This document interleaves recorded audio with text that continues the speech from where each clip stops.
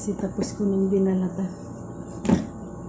Tapos ko nang nabalatan ang patatas. Tapos ito, pag nabalatan ko pa. Nakahabol pa. Ayan. Na ginagawa ko to, prepared ko kasi pagka hindi mo siya i-prefer na para lutuin na diretsyo. Masisira siya. Ang gagawin ko nito, ilalagay ko to sa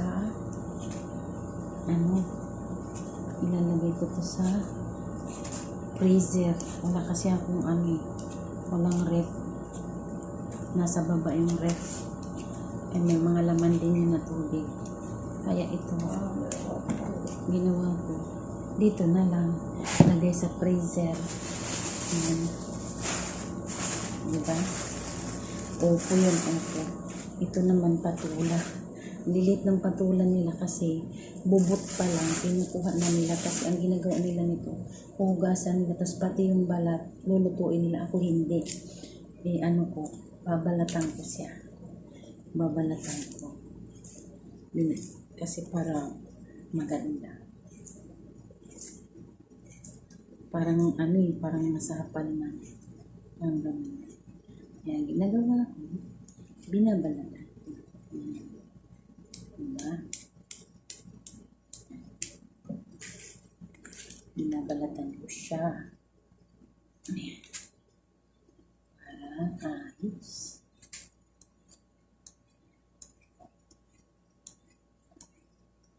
Ang galing na. Ang liit.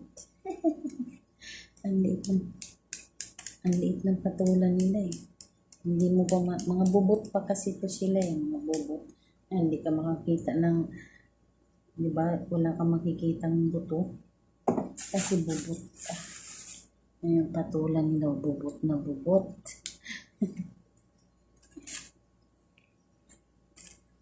Paborito nila to. Yung medyo malaki-laki na nito, namimili silang medyo malaki-laki na. Binubutasan nila yung gitna nito, tapos papalitan nila ng bigas. Tapos yun, iluluto nila. Ayaw ko kumain kasi maasim. Tsaka, hindi ko bit ang lasa. Kaya pag yun lang talaga yung pakain, magtiyaga na lang talaga ako sa tubig, kape, ganyan. Pero ngayon, simula nung umakyat kami dito sa taas, ako na yung nagluluto ng pagkain namin ng alaga ko. Kaya ito, binibila na. Tapos sinasabi ko lang na, ganito yung bibilhin, patatas kasi, para doon sa matanda. Kasi kailangan ng matanda ang mga ganito, mga vegetable, para sa kanya. Yan.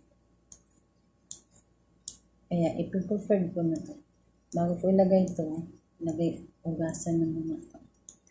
Ugasan ng kanina pa. Tapos ilalagay sa mga container para pagkaluto na. Sa plastic pala. Sa plastic bag.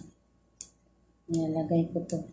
Para pag walang plastic bag doon, ilalagay sa Tupperware. Ayun, maninigas na lang yan doon. Tapos yun, pag nagluluto ako, ipuanin na lang. Diba? Yan. Oops! Talas pa naman. Yan ang gagawin. Pinalabas ko na yung lulutuin ko para sa tanghalian namin. Ginigiling ko pa para doon sa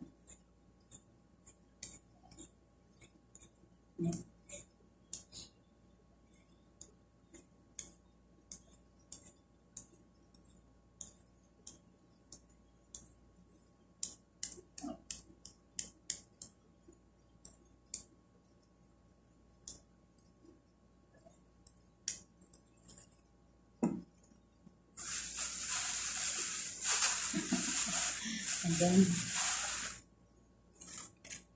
Diba? Kahit ano, sibuyas, bawang, inaano ko, binabalatan ko kasi pagka hindi mo dito babalatan, makikita mo yung bawang, lata na yung ano, yung butil niya.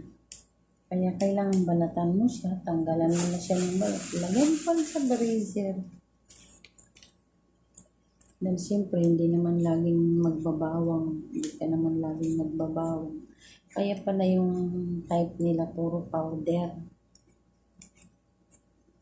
Puro powder yung ano nila, yung bait nila. Dahil yung powder, kahit magtambay pa yan ng taon, hindi madudurog, hindi masisira.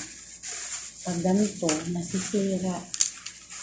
Kaya, kadalasan sa kanila makikita mo puro powder, mga turmeric nila powder, lahat, turmeric powder, yung ginger nila powder.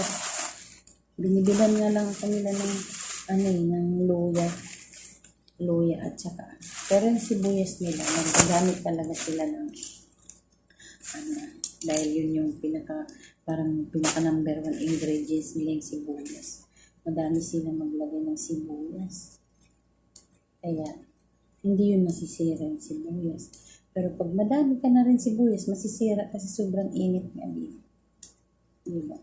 Lalo pa yung sibuyas na pinutulan yung talbos, yung tutubuan ng dahon. Ayan, masisira yan. Una yan masisira. Tapos nila. Ito naman. Ito yung talong. Yung talong nila, diba? Talong ni Carla. Mga rum-ngarog. Mga rum-ngarog ba? Tahong pala yun, hindi talong. Tahong pala yun, hindi pa. Hindi pala talong. Ito nga talong, hindi katulad to ng talong ngayon. Nabibili natin na bilog, nabibili ng kasi meron din naman tayong talong na bilog. Siya, parang talong din na yung mahaba. Ito, para siyang kamuti. Malagkit. Malagkit to eh. Ito ginagawa nilang minsan ginagawa nila itong palaman sa tinapay. Yung kubos, yung bilog. Lalagyan natin nila ng olive oil, tas yung may pula. Yung nilalagay nila? Yan. Iihaw nila to. Iihaw nila. Tapos, babalatan. Pagkatas balatan, iga-grinder. Ano bang tawag yan? Katulad nun. I-blender, grinder man yung nasa utak. Mahirap talaga yung wala kang ganun. Ayan, i-grinder nila, i-blender nila to pagkatapos. Tapos yun, habang naka-blender to, lalagyan nila ng olive oil. Tapos lalagyan nila yung sesame seeds, mga ganyan.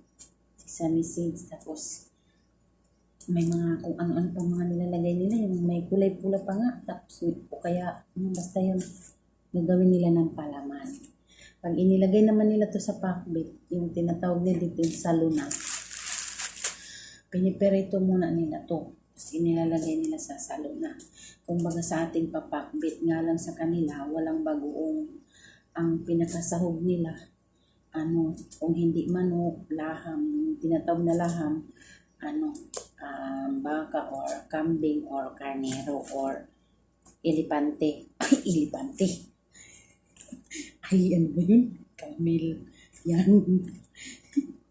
Ganun ang ilalagay doon sa Tapos lalagyan nila ng tomato sauce. Tapos yun.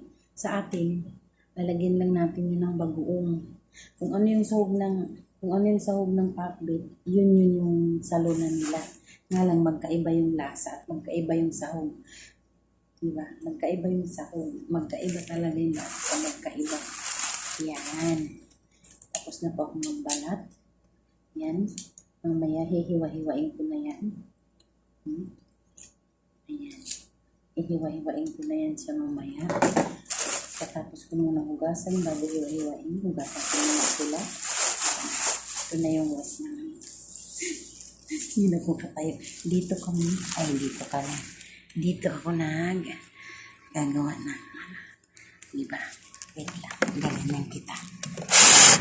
Makita mo ang uli doon. Ganyan. Ang hirap. Sige lang, habang lang. Ganyan talaga. Tapos dito. Yan. Ilalagay kita dyan. Ganyan. Yan.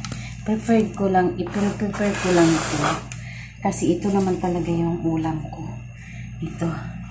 Ito yung ulam ko. Ito at saka ito. Tapos ito naman, another ulam naman yan. Kasi isang araw. Para tipid-tipid din. Ayan. Pero ito, mga ganito. Opo. Yan. Tapos ito, tawag nila nito, hindi ko alam ang tawag nila nito. Basta ganun. Ayan. Pagugasan ko to, tapos hiwa-hiwain ko to mamaya. Tapos ilalagay ko dun sa freezer. Mamaya abangan nyo. Ay, kahit hindi nyo na makita, basta nakikita nyo ng, yan ang pre-prepare ko. Tapos yan ang ilalagay ko sa freezer. Iba-iba to, iba-iba. Ibang lagayan para ano. Pero kung tutusin, meron pa yan doon. Kailangan kasi gagawan ko ng soft yung matanda. Kailangan merong ganito. Tapos yun, kasama sa gilingan. May gilingan ako eh. Gilingan talaga. Grinder. Oh, grinder. Ano ba yung blender? Ayan. Ayan po. Hindi pala ako nakapag-intro kanina. Ayan, magandang umaga. Magandang umaga sa inyo. Huli na yung intro. Pero ano yun na lang. Magandang umaga sa inyo. Ayan. Hindi ako nakapag-intro kanina. Natapos na akong magbalat. At yan, sa mga hindi pa po nakasubscribe sa aking channel, please subscribe Sweetlyn channel. Ayan po. Kung nagustuhan nyo ang aking video, click the tiny bell button para mga updated kayo sa aking mga video. Bye bye mama.